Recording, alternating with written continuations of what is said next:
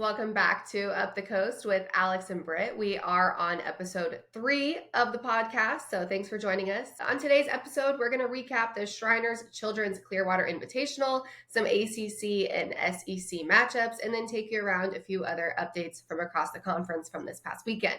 So first and foremost, let's start with just some national rankings that came in. Britt, you want to take them through just kind of what the NFCA poll came in at yesterday? Yeah, we've got 4 teams in the top 20. Number 8 is Florida State, 11 Duke, 15 Virginia Tech, 18 Stanford, and then receiving some votes, which Virginia, Cal, and Clemson, and I think Virginia could receive a few more votes after we saw them play this weekend, but we'll get into that. Yeah. Britt, what were your thoughts with where the ACC is right now? I think, the 3 teams that we thought were going to be competitive and can make a deep run, Florida State, Duke, Virginia Tech, are doing what they're supposed to be doing. Stanford's taking care of business. But I think the ACC overall I heard the ACC's name get mentioned a lot this weekend watching those games down in Clearwater. So I think we're making a statement early. Yeah, I agree. And I think the conference is just in a really good place with like the visibility. I also had a great time to just watching softball all weekend long. I do love the early season because of all the tournaments going on, and it's just like constant all day, all night. You've got softball just at your fingertips. So I hope everybody's enjoying it as much as we are. But let's start with the Clearwater Invitational Tournament. Clemson currently at 4-6 on the season so far. They lost to Missouri, Kentucky, Auburn, and they beat Ohio State. I feel like those Clemson Tigers are just going through a bit of a rough patch early this season. Yeah, and not to make it worse, but they also lost to UCF too. They went 1-4 on the weekend. It was not, if you're a Clemson Tiger fan, you are not excited about this weekend coming off of this weekend. But Coach Rittman said it could take 20 to 25 games to figure out who they are and what they can be. So we're 10 games into this season, so about halfway to that point where he thinks he can maybe figure out who his team is. When I watched him and just taking ability, playing catch, hitting, pitching, putting all that aside, it kind of looked a little lost to me. And I'm not sure that I was expecting that from this team, even though they graduated what was Clemson softball. Valerie Cagle, Mackenzie Clark, help me with Aaliyah Logaleo. I mean, all of them. Millie Thompson. That was Clemson softball, and there were so many of them, and they were all leaders in their own right. They were the foundation, and then you take that all away, and then you have this new group. A lot of them were there, but they never had to step into this leadership role. And to me, they just kind of seem like looking left and right, like who's going to do it instead of like having that person. Did you get that sense, or am I just making all this up? No, I agree. And I also think that this is where, like, obviously we know that the storyline has been Clemson and Duke, newer programs, just with, having softball later at the university itself. And so this is where like having identity, having a culture, all those things are so important because those players and all the great talent that you mentioned, having graduated, what they had with their career, that can't be Clemson's identity. And it needs to be something that no matter who the players are, no matter who's out there on the field, who the coaching staff is, like there needs to be some definition around what is the Clemson program. And I think that they're just in this phase and creation phase because they did get talent very quickly. At that point, I do feel like you're just so concerned with winning. And so I could see Clemson like taking a step back to take a leap forward. Yeah, I think what you said, they were worried about winning, right? We're starting this program. Let's start it off right by winning ball games, not necessarily building what's coming behind us. But I think there's talent there for sure. I think the 2 people that I would expect to, as they get more comfortable in that 20-25 game mark as the leaders of this team, Alex Brown and Madi Moore. That's who I'll be looking to right now. And even Julia Noller. But Alex Brown, she's hitting .417. Madi Moore, .556 with 3 home runs, and this was her first weekend on the field. She didn't play opening weekend. So I'm going to look for those 2 to really be the catalyst of leadership and just taking control of this team. And they've got a 2-way player, Maci Cintron, a freshman. I want you to remember her name, and anybody listening, remember that name. She's my early freshman of the year for the ACC. She's a 2-way player. She hit 93, 4 home runs, and 12 RBIs already. So the talent's there, I think, Alex. I think the question mark's in the circle, but the offensive talent's there. No, I agree. Well, that's where it starts, right? You've got to be able to play to win some ball games and stuff. And that's ultimately what's most important. It is, no matter how people want to look at it, your wins and loss columns is crucial. But then I also do love, like, I left UCF out on accident with Clemson losing to them, which that game, though, was absolutely crazy. I mean, I was on the edge of my seat. You had a couple of coaches tossed. Rittman got tossed and then crashed. Coach Ripley, she got tossed as well, both by the same umpire. I know you had some opinions by that, but talk about just one, the umpire, maybe a little, and then just the passion and stuff that we saw out there on the field. Well, I think part of it was, Alex Leap has a history with Rittman, the umpire. He's the same umpire that threw out Rittman and Mackenzie Clark last year. So There's some bad blood there. But if you have a team that isn't leading itself, sometimes as the head coach, you've got to be the one to fire them up. You have to start being that on the field leader in a way that you can. And Rittman took advantage of it. And I'm not a lip reader, but I think I saw, you're going to effing throw me out right now. So, I mean, he went out there with the intention of, you know what, if somebody on the bench isn't going to do it, then I've got to do it. And, his team did come back and score some runs and get fired up. Yeah. Ultimately didn't come out on top, but, he's a veteran, seasoned coach, seen a lot, and he's trying to be an example for his team, I think. Yeah, well, and then you talk about Rittman getting tossed and then Ripley getting tossed too. I think it was kind of funny, I'm not going to lie, just because you see her get tossed, and I don't think she kind of knew at first, like, because her back was turned by the time Alex Leap tossed her, right? Like, tossed her back turned. Give me okay, great. But then she turns right back around and is like, okay, fine, you're going to throw me out. I'm going to get my money's worth too. And just let him freaking have it. So that was some good shit, but I was fired up just like on my couch watching, but but Clemson needs some of that. They need some of that fire, that energy. You're not lost. This team's not lost just because of who graduated. Like, take some ownership, guys. Let's go. You got it. You got it. Yeah, so Clemson off to a rough start, but hopefully looking to pick it up. I do think a lot of teams have that same mentality of, the first 20 to 30 games. I mean, it's a crapshoot. And when I say that, it's like you just don't know what you're going to get out there on the field. And that is across the country. It's not just a Clemson thing, not just an ACC team thing. So looking to see kind of what they do in the next few weeks. But let's transition, and we got to talk about the Noles because, damn, they're looking maybe the best I've ever seen them right now. That's some high praise. I know. Champion Florida State, and this is the best you've ever seen? I think maybe this early. Yeah. Because, okay. That's fair. Yeah. That's very fair.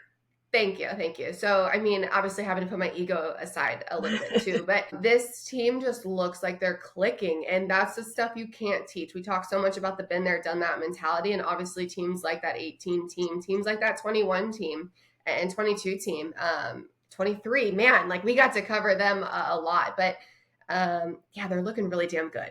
So they are. And you mentioned this early because I feel like every year we see Florida State drop some games that they really shouldn't do, but they're not doing it this year. I mean, they took care of Missouri, Ohio State, Wichita State, UCF, and I'm going to make a bold statement and possibly the best offensive-led team in Coach's career. Is this her offensive era? They look good. Usually we're talking about the pitching, right? But you can't get over Kennedy Harp. What in the world is that girl doing? She's hitting .704, 3 doubles, 3 triples, 4 home runs, 18 RBIs in 9 games, Alex. Have you seen something like that?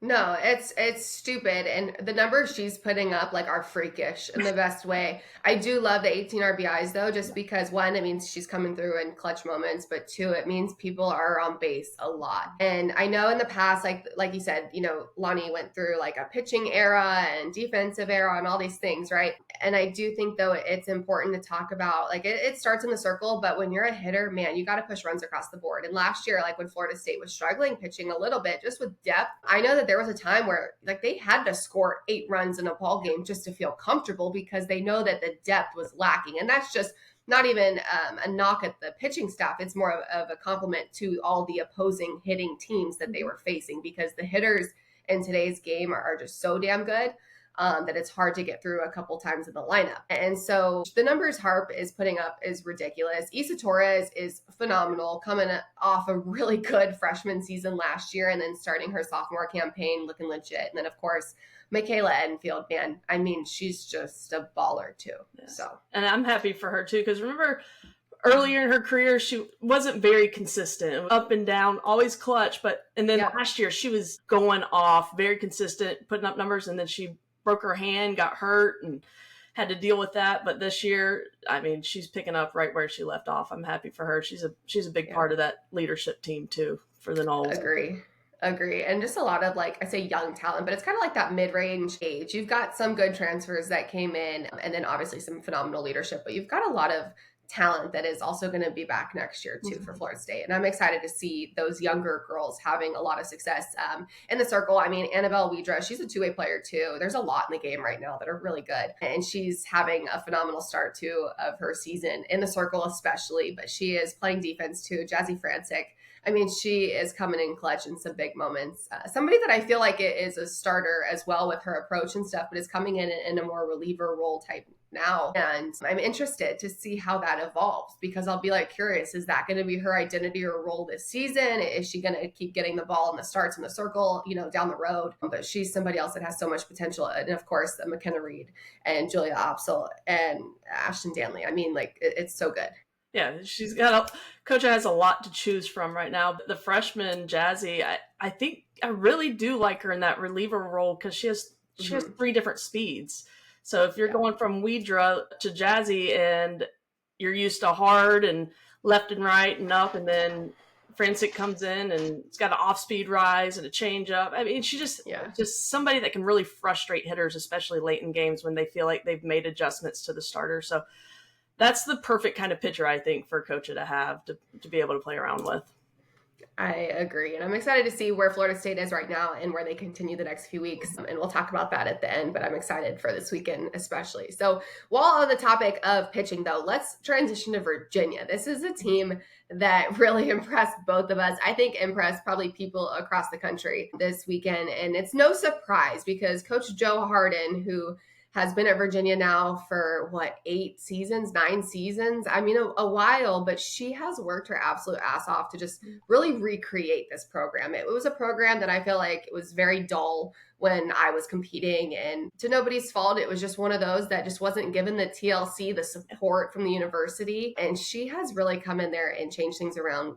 So congrats and hats off to Coach Joe and Coach Harden, more formal. But let's talk like pitching depth there, because they're also getting it done in the circle. Yeah, I mean, last year everybody talked about Eden Bigham, right? And rightfully so. We saw what she did in regionals, shut out Miami, Ohio, who hit 160 home runs in 2 straight games. But she's got Savannah Henley and Courtney Lane and Ava Hodges, and they're working as a staff. There's only 2 complete games on the season, so these pitchers are feeding off of each other, working well, complement each other. And Joanna Harden, her title isn't the pitching coach, but she was a pitcher. She's got pitching background, so she knows how to manage staffs and has a little extra insight into that. And I think it's now that she has the talent there that she's able to develop it and put them in the best situations to be successful. But yeah, I don't. It's hard for me to pinpoint like what makes this team so good. I just think they believe in each other and believe that anybody can step up at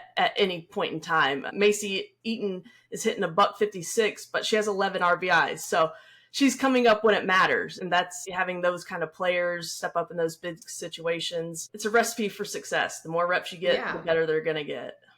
Yeah, absolutely. And I know like one of the things that you had said when we were talking was this is a team whose record right now is 5-5, but it could very easily be a 7-3 start to their season through the first 10 games. And obviously a couple of losses, but within a run on a few of them between Auburn and Texas A&M, which are very good ball clubs. Auburn right now is undefeated, so you got to like kind of tip your cap, right? But just knows how to win late in the ball games. And you talk experience, you talk the importance of just depth across the board in your roster. And I do think that this is a very good Virginia team that once they continue getting in these moments, which they're finally there, now they're going to learn how to win in these moments. And I know I'm most excited, I think, to talk about that win against UCLA.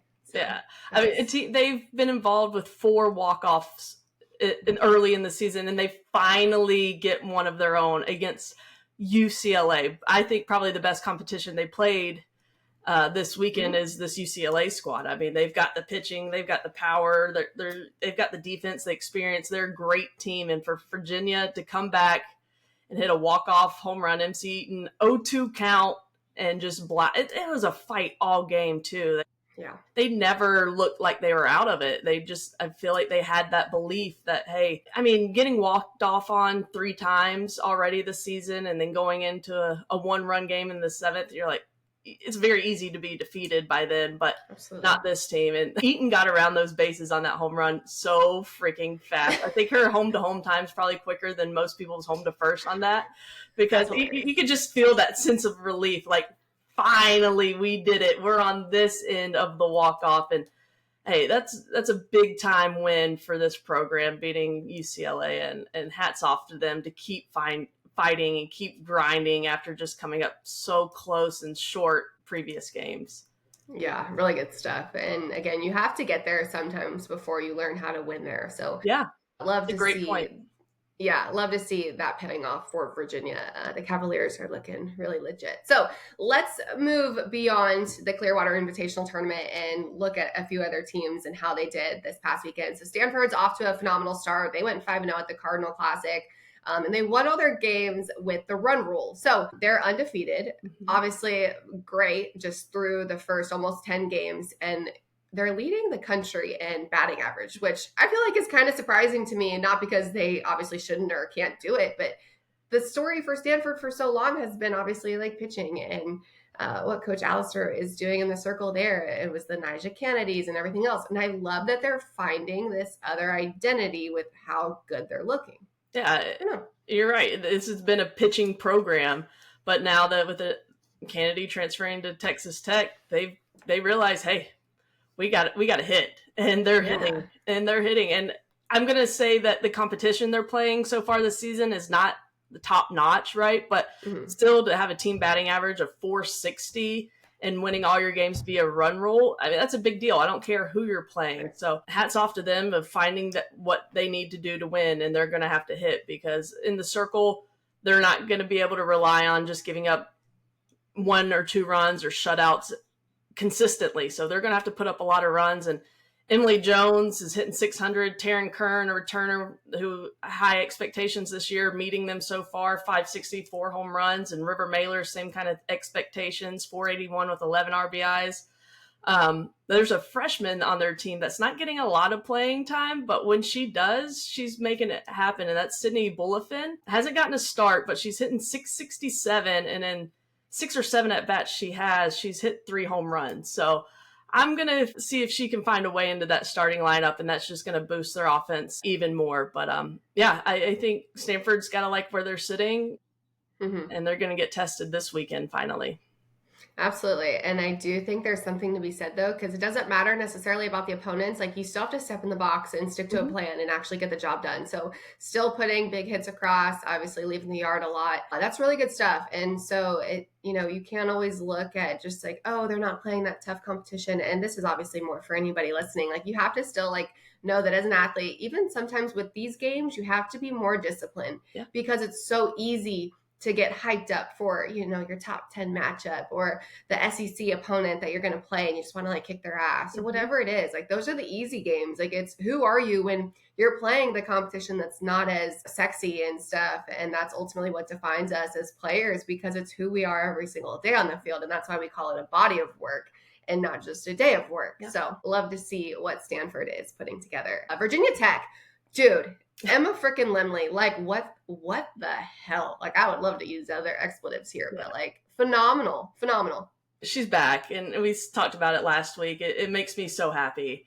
I mean, this girl has been through so much in her career at Virginia Tech, from the illegal pitches to losing pitching coaches to just the mental struggles and not having success, but knowing that you're good. She's showing us this year, back-to-back perfect games, and this one against a ranked opponent.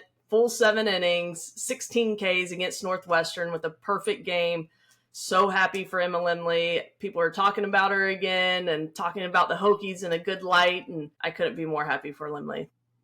Yeah, me too. This squad is looking good, but I love to see them having her back. And obviously, a perfect game is, a shout out to the pitcher, obviously doing well, Limley, but it's also the team behind her because the perfect game does not happen by yourself. It happens with a solid defense, getting the job done, taking care of the ball. And that's not easy work, especially against a top 25 opponent in Northwestern. So, really good stuff.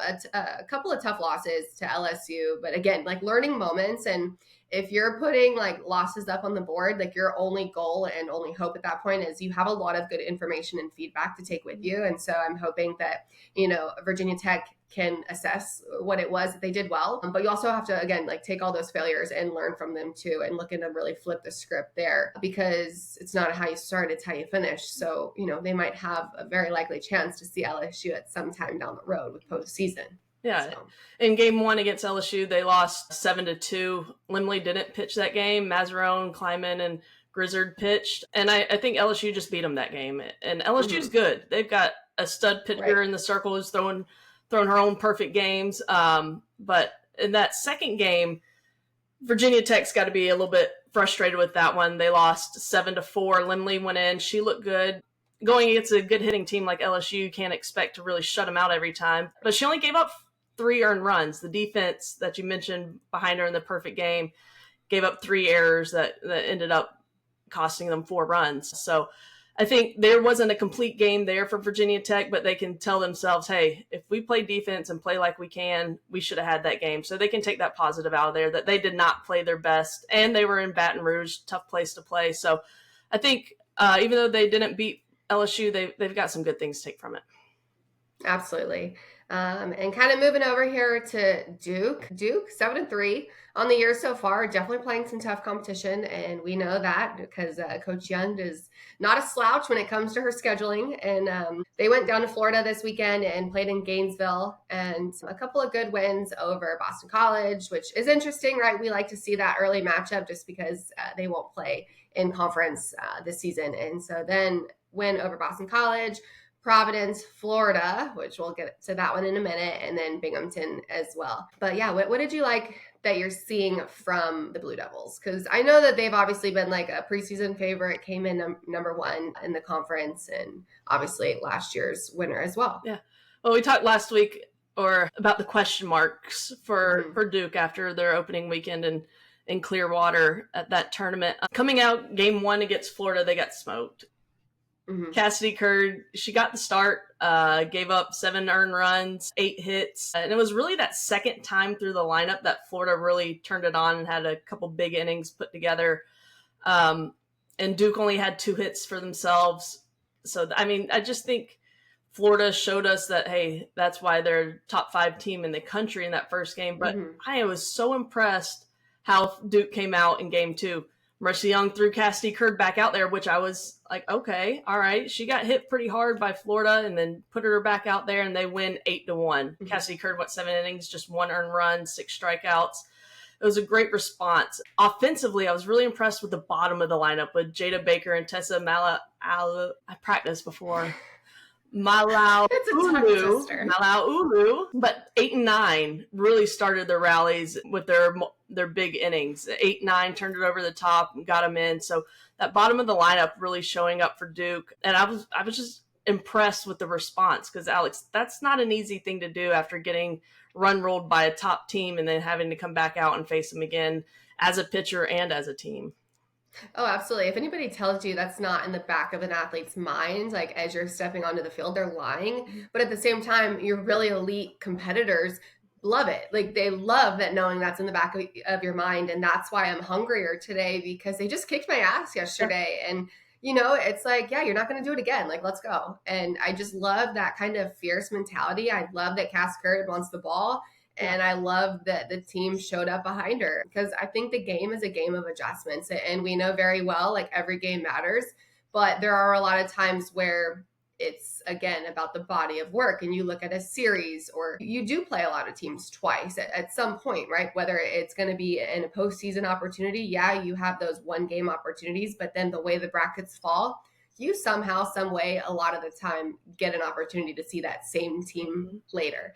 And, the team that won is thinking like, oh, like we're sitting pretty. We just, did really well against them the day before, a couple days ago, whatever. And then to come back and respond the way they did, though, I think is what's most impressive for Duke right now. So I'm fired up. I still think that Duke is sitting in a really good spot. I love the difficult schedule that Coach Young is putting together, and I just think they got to keep plugging away, showing up every game. Yeah. I wish we could give a little bit more analysis of what we saw in these games, but we couldn't watch them. They were not streamed on any platform. They had radio. I did listen to some radio, but not being able to see makes a difference. But at the end of the day, I think the fact that they came back in that second game and made a statement and made their own adjustments was big for Duke. Absolutely. Yeah. Well, maybe we'll work on the streaming and stuff. So hope there's no more of that this year, because we love to watch our teams play. Right. So. That's right. Let's go talk about your Tar Heels, Britt. Yeah. They're hitting the ball. They're hitting the ball well, but the big story was Britton Rogers transferred in last year from Georgia, and she threw a perfect game, the second of her career in a Carolina uniform. Funny enough, is her first career start at Carolina last year is when she threw her perfect game. And then this season was her first start of the season and threw a perfect game. So I don't know, maybe Megan, we give her a couple more starts. But no, I was really excited for her to have the perfect game against Drexel with 8 Ks. So pitching was a question mark for me for UNC.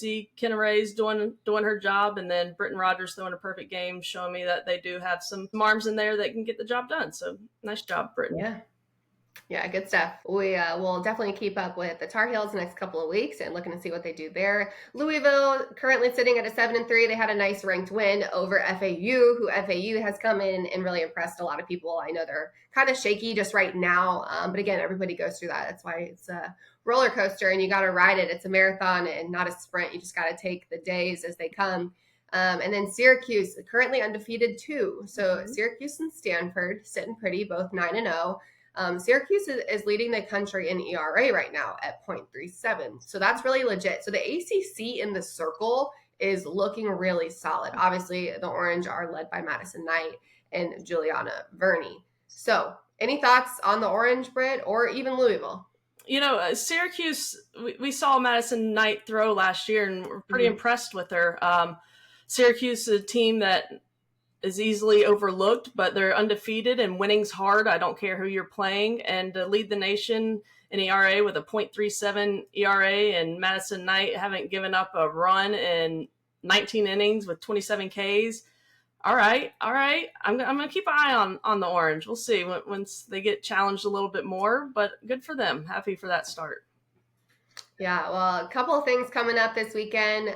Stanford, Thursday, they're playing Arizona, and Friday, they're playing Texas. So those will be a good couple of games, capping out their weekend against Arizona again on Sunday. UNC, huge. We love to see the quality softball. Everybody's playing for really good softball right now. Obviously, conference play is going to be great too, but everybody loves the out-of-conference matchups. Your Tar Heels are playing tonight, Britt, versus South Carolina. That'll be good. Yeah, South Carolina's off to an undefeated start too, 10-0, I believe. So going down there and have a chance to make a statement.